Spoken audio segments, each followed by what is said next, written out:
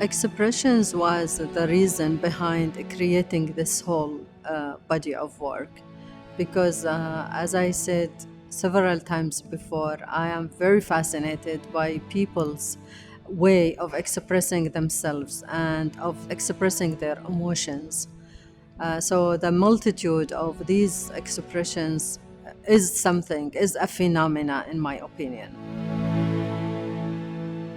So this is definitely the largest exhibition that we've had in terms of artwork quantity, especially here in the third floor where I'm sitting right now. You will see that every square meter of this gallery space has been hung with faces, and in fact it is exactly 1,000 artworks that we are sitting among right here.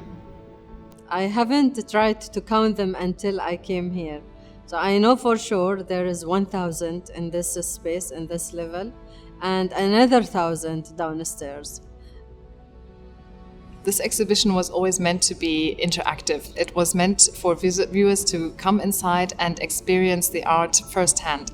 For example, when they step into the gallery floor, they will come into a room filled with faces, so there is already an overwhelming experience. But as soon as you turn around, you will see that there is a wall filled with mirrors, so you will actually see the quantity of artworks duplicated on the other side. Honestly speaking, I don't know how the audience would feel when they enter the gallery. I would love to know that. I wish there was a candid camera somewhere here to document that moment when the people enter the space. I would love to know that. Here on the third floor, we have the so-called Cathedral of Faces. Then if you go downstairs, there is a staircase that connects the third floor with the second floor. In this staircase, you will find there is a landing that is kept completely in black and white, and this is the so-called Library of Faces. Nujoom Alghanem has used burlap here, which is one of the first materials that she used to start this project, and the entire staircase is filled with these burlap pieces, faces speaking from pieces of burlap and jute. In the second floor, you will see that there's a change of materials. There are more 3D artworks, that means sculptures, pieces made of clay, reliefs. We have a lot of glazed and fired clay pieces as well, and they are not hanging in a classical way either. They are hanging in swings and waves, so to speak, on the walls. And we also have two interesting dark rooms that have decidedly theatrical element to them. In one of the dark rooms, we have a smoke machine, and we have whispers coming from the back and a water fountain, and there is a spooky, haunting atmosphere to these clay faces that are painted with fluorescent colors. In the other dark room, we have digitally animated faces that will speak to the viewer in a kind of almost annoying and hysterical way. And here again, you have mirrors that are replicating the amount of faces that you can see. Several TVs, iPads, and a projection are showing you digitally modified faces that are going to talk to the viewer. I finished this whole project almost at last 2 years. The visitors will realize that there are aspects, there are hints and fragments of this particular time reflected in the exhibition. I think this whole exhibition actually shows her great sensitivity towards all the people that are around us all the time, but she has actually managed to realize them with all these different materials and make them accessible and viewable to the general public.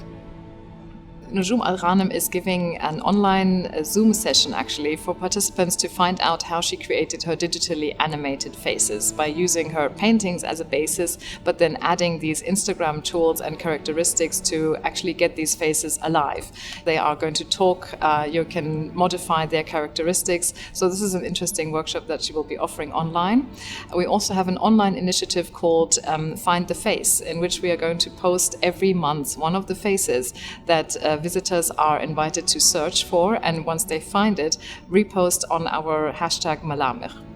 We also have some in-person offerings, for example, artist and curator-led tours of the exhibition and a painting workshop, which will be in the inner courtyard of the House of Wisdom, a new public library in Sharjah. And at the same time, the artist is also working in the specifically made artist studio, in which visitors can catch her and start a conversation with her.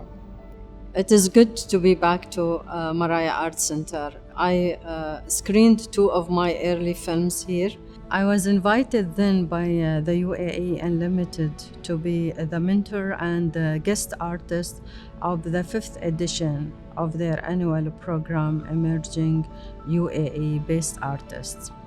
I had to mentor 6 young artists, and my artwork around us was exhibited here at Maraya Art Centre as part of that year's group exhibition entitled Tashwish.